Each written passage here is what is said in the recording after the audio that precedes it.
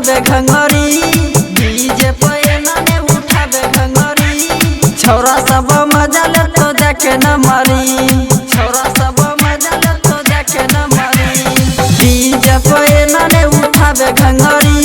छोरा सब मजा ले तो देखे न मरी नाच ले जाय छही छौरी सगरी छोरा सब मजा ले तो देखे न मरी छोरा सब मजा ले तो डीजे विकास छोरा सब मजा ले तो देखे न मरी मटियागला सीतामढ़ी छोरा सब मजा ले तो देखे न मरी देहिया से पानी छूटतौगे देहिया से पानी छूटतौगे डीजे पे मजा तोरा लूटतौगे डीजे पे मजा तोरा लूटतौगे देहिया से पानी छूटतौगे डीजे पे मजा तोरा लूटतौगे हमरा जो संगे नाचबे छौरी उखरी में धान तोरा टूटतौगे हमारा जो सामने नहीं देखाबे अगरी हमारा जो सामने नहीं देखाबे अगरी हमारा जो सामने नहीं देखाबे अगरी छोरा सब मजा ले तो देखे न मरी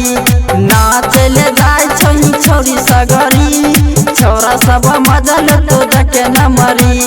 छोरा सब मजा ले तो डीजे विकास छोरा सब मजा ले तो देखे न मरी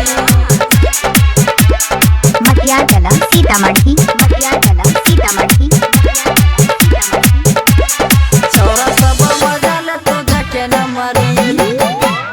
नाचे छे डीजे के ऊपर गे नाचे छे डीजे के ऊपर गे देखै में लागै छे सुपर गे देखै में लागै छे सुपर गे नाचे छे डीजे के ऊपर गे देखै में लागै छे सुपर गे राइटर बबलू के पांजा में आबे देखतो तोहर गुफर गे सिंगर शिव शंकर तोरा देतो न मरी सिंगर शिव शंकर तोरा देतो न मरी सिंगर शिव शंकर तोरा देतो न मरी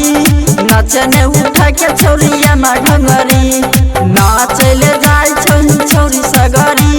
छौरा सब मजा ले तो देखे न मरी RMS रिकॉर्डिंग स्टूडियो अलौली बाजार।